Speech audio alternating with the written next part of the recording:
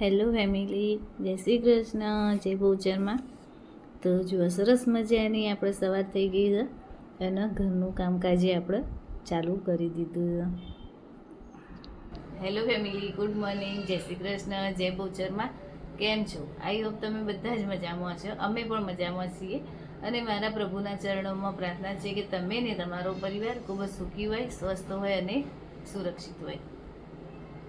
તો આજે થઈ ગઈ 28 મે અને વાર થઈ ગયો છે ગુરુવાર અને તિથિ થઈ ગઈ છે 12 આજે. તો આપણું કામ હવે ચાલુ કરવાનું છે. બીજું બધું તો કામ પતી જ ગયું છે, પણ હવે રસોઈ બનાવવાનું ખાલી કામ બાકી છે. તે હવે એ આપણે ચાલુ કરી દઈએ. પણ મેં કીધું ચલો પહેલાં તમને બધાને મળી લઉં, જય શ્રી કૃષ્ણ કહી દઉં અને પછી આપણે આગળ કામ ચાલુ કરીએ. જીવનમાં ગમે એવો સમય આવે આપણે, પણ એમાં આપણા મનને વિચલિત નહીં થવા દેવાનું. આપણા હૃદયને દુઃખ થાય ને એવું નહીં થવા દેવાનું. કે એના પર એક વાર્તા છે કે બે પતિ પત્ની હતા. તો એમને કોઈએ એક ગાય દાનમાં આપી હતી. એટલે સાંજે જ્યારે પતિ ઘેર આવ્યો એટલે એની પત્નીએ કીધું કે આપણને કોઈએ એક ગાય દાનમાં આપી છે. એટલે એનો પતિ એટલું બોલ્યો કે સારું ચલો તો આપણને ચોખ્ખું દૂધ આપણને પીવા મળશે બધાય નહીં. પછી થોડા દિવસો પછી પાછો ફરીથી એનો પતિ જોબ ઉપરથી ઘેર આવ્યો એટલે એની પત્નીએ એવું કીધું કે જેણે આપણને ગાય દાનમાં આપી હતી ને એ ગાય પાછી લઈ ગયો. એટલે એનો પતિ કે સારું ચલો તો તારે એનું બધું છાણ ને એ બધું કરવું પડતું હતું ને એમાંથી તારે માથાકૂટ મટી ગઈ. મતલબ કે પરિસ્થિતિ ગમે એવી હોય, આપણા મનને વિચલિત નહીં થવાનું. સમય સાથે આપણે એડજસ્ટ થઈ જવાનું. અને એમ એક એવું તો કંઈ હતું નહીં કે કોઈ આપણને આખી જિંદગી કોઈ આપણને સાથ આપે, એવું તો હતું નહીં. કે જમાનો એટલો બધો બદલાઈ ગયો છે ને કે ગમે ત્યારે કોઈ કોણ બદલાઈ જાય તો આપણને ખબર જ નથી પડતી. એટલે કે આપણું શરીર જ આપણને ગમે ત્યારે આપણો સાથ છોડી દે તો પછી આપણે કોઈની તો એવી આશા રાખવાની આવતી જ નહીં. એટલે જીવનમાં કોઈ દિવસ કોઈ જાતનો સ્ટ્રેસ લેવો નહીં અને જીવનમાં આગળ વધવું. આપણો સાથ કોઈ છોડી જો જતું રહે તો એને ધન્યવાદ આપવાના. અને જો કોઈ નવું આપણા જીવનમાં આવે તો એનું વેલકમ કરવાનું. તો ચલો હવે આપણે રસોઈ બનાવી દઈએ. તો રસોઈમાં તો હવે જોઈએ રસોડામાં જઈ શું બનાવવું છે. કંઈ શાક પડ્યું નહીં આજે ઘરમાં, એકલા ભટ્ટા જ પડ્યા છે. તો બટાકાનું તો કાલે શાક બનાવ્યું હતું. હવે આજે જોઈએ હવે શું થાય જાય. તો ચલો પહેલાં આપણે રસોઈ બનાવવાની તૈયારી કરી દઈએ. તો હવે આપણે રસોડામાં જઈને જોઈએ કે નેન્સીબેન શું કરે છે. તો જુઓ નેન્સી જય શ્રી કૃષ્ણ. જય શ્રી કૃષ્ણ. શું કરો તમે? રસ ખાવા.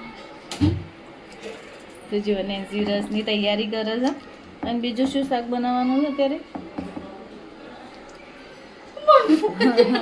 તો તને જ પૂછું ને તાર. તું નક્કી કરી દે. હા, તું નક્કી કરી દે. નક્કી કરી દઉં હું. તો જુઓ નેન્સી કેરી કાપીને હવે એનો રસ કાઢી દેશે. કેરી કેવી છે? ગળી છે મસ્ત. આજે તો આ જમ્બો કેસર કેરી લાવી હતી. ખાસે 3-4 દિવસ થઈ ગયા કેરી લાવી, પણ વળી આજે મેળ આવી ગયો છે એનો રસ કાઢવાનો. અત્યાર સુધીમાં તો પેલી બદામ કેરીનો જ રસ નીકળતો હતો. તો અત્યારે હું ગોળનો રવો લઈને બેઠી હતી કે મેં કીધું ગોળ ભાગીને આપણે ભરી દઈએ ને ડબ્બામાં, તો જ્યારે જરૂર હોય ને ત્યારે કામમાં આવે. પણ અત્યારે રસની સિઝનમાં ગોળ થોડો ઓછો વપરાય છે. એવું કોઈ શાક બનતું નહીં કે આપણે જેમાં ગોળની જરૂર પડે. પણ એક રવી પડી હતી તે મેં કીધું ને એમ ડબ્બો ખાલી થઈ જ ગયો હતો ગોળનો. તે મેં કીધું ચાલો તાણે એને ભાગીને સરસ આપણે ભરી દઈએ તો જ્યારે જરૂર હોય ને ત્યારે લેતા ફાવા આપણને. તો હવે આપણે રસોઈની તૈયારી કરી દઈશું. તો રસોઈમાં તો આપણે છૂટી દાળ જ કરવાની આવી છે અત્યારે, કારણ કે રસની જોડે તો એ જ સરસ લાગે છે. એટલે મેં અડધો-પોણો કલાક પહેલાં જ દાળને પલાળીને મૂકી દીધી હતી કે જેથી દાળ પલળે ને તો સરસ એ થાય અને ફટાફટે થઈ જાય.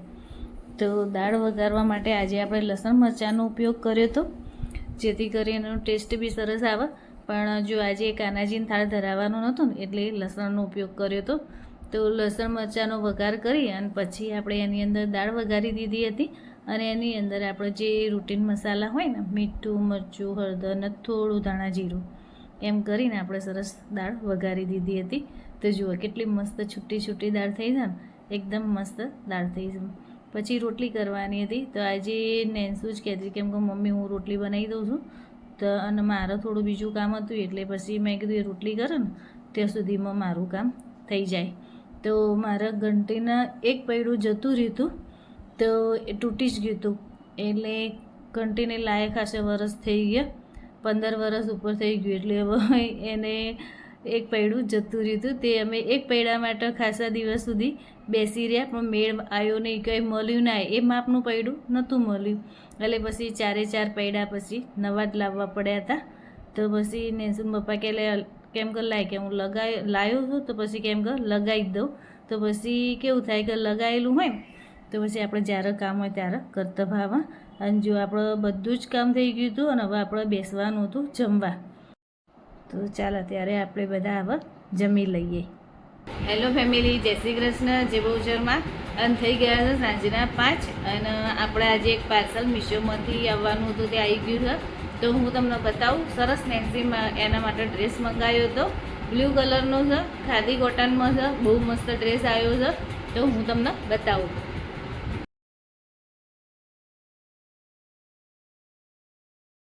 તો જુઓ આ રીતનો આપણો ડ્રેસ મંગાવેલો છે, સીધો સ્ટ્રેટ કુર્તો છે અને ખાદી કોટન છે કાપડ.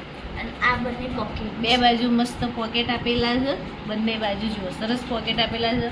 પછી સ્લીવમાં બંને બાજુ લેસ લગાવેલી છે, જે દોરાની લેસ બનાવેલી હોય ને એવી છે નહીં, એમ્બ્રોઇડરી વર્ક છે ને ગુજરાતી 39 નો છે ને, એની અંદર તમને 4 કલર મળી જશે.